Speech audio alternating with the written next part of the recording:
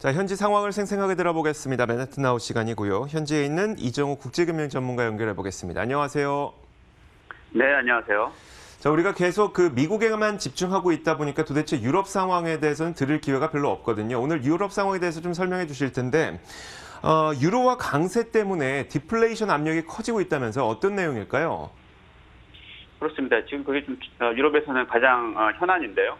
현재 유로존 헤드라인 인플레이션이 2016년 이후 처음으로 마이너스를 기록했습니다. 지난 8월 달 인플레이션이 마이너스 0.2%로 나타나서요. 그 전달 0.4%에서 마이너스 반전했습니다. 라가드 ECB 의장은 당분간 상황이 더 악화될 것이라고 내다봤는데요. 지금 그림에서 보듯이 지금 채권 시장에서 바라보는 인플레이션 예상치도 역시 마찬가지로 계속 하락세입니다. 지금 그림에 나오는 거는 10년 브레이크 이븐 레이트의 추세인데요. 현재 독일이 0.7% 수준이고 미국이 1.6% 수준을 보이고 있죠. 미국도 지금 디플레이션 압력을 받고 있는데 독일은 그보다 더 심하다는 뜻입니다. 즉 앞으로 10년간 독일은 매년 0.7% 정도의 인플레이션을 보일 거라는 예상인데요. 이 코로나 사태로 인해서 사실 유로존 경기가 다운된 건 맞는데, 그리고 이제 그 때문에 디플레이션 압력이 세진 건 맞는데, 사실 그 전부터 유로존은 이 디플레이션 압력과 싸워왔죠. 즉 유로존의 소위 말하는 그 일본화, 재패니피케이션이 계속 우려되어 왔었는데요. 이게 이제 장기적이고 지속적으로 이제 저물가가 계속되면 그로 인해서 소비가 위축되고, 소비 위축이 다 되면 그게 다시 이제 경기 하락으로 연결되는 그런 사이클이죠. 그 이제 이 기업의 이익이 감소되고 다시 임금 하락으로 이어져서 가계 소비 여력을 감소시키고 그것이 다시 물가 하락을 불러온 이런 디플레이션 악순환에 빠질 수가 있는 겁니다. 이런 우려가 지금 계속 유럽 쪽에서는 상승하고 있는데요. 왜 이렇게 디플레이션이 유로존에서 우려가 되고 있을까요? 그 원인은 우선 그 유로존의 고령화 등 장기적이고 또 구조적인 원인이 1차적으로 거론될 수도 있는데, 최근 들어서는 특히 이 그림에서 보듯 그 유로화 강세가 사태를 더욱 심각하게 만들고 있다, 이런 지적입니다. 사실 이제 유로 강세는 달러 약세의 다른 측면이죠.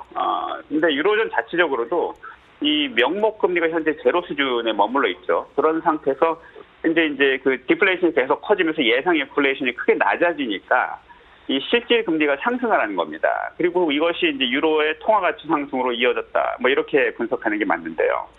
참고로 유로화 가치는 지난 3월달 이후에 현재까지 한 10% 이상 상승했습니다.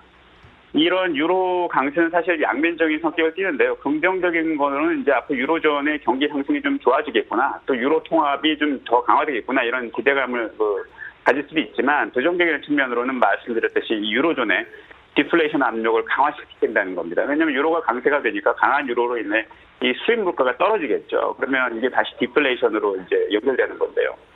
이 강한 유로도 있고 이런 디플레이션 압력은 또 이제 그 강한 유로로 인해서 유럽 핵심 산업이 관광업이지 않습니까? 그런데 강한 유로로 인해서 이제 해외 관광객 수도 역시 타격을 받을 수 있다는 것도 큰 문제거리입니다.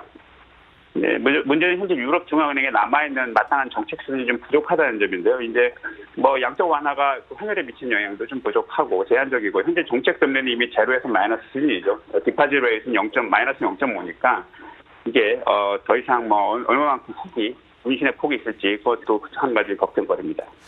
디플레이션이 계속된다면 좀 글로벌 시장에는 어떤 영향을 미칠 걸로 전망되고 있을까요? 지금 미국 시장이 계속 이제 빠져나가고 있죠. 펀드가 미국 달러 약세가 이어지면서 펀드가 빠져나가고 있는데, 그것이 유럽으로 가기도 좀 마땅치 않다라는 측면으로 봐야 됩니다. 그럼 나머지는 어떤 이머징 마켓으로 가야 되는데, 그게 대체적으로 이제 중국이나 기타 경제상의 양호한 쪽으로 움직여 나가지 않을까, 이렇게 보고 있습니다. 네, 알겠습니다. 자, 맨해튼 현지 분위기도 전해주시면요.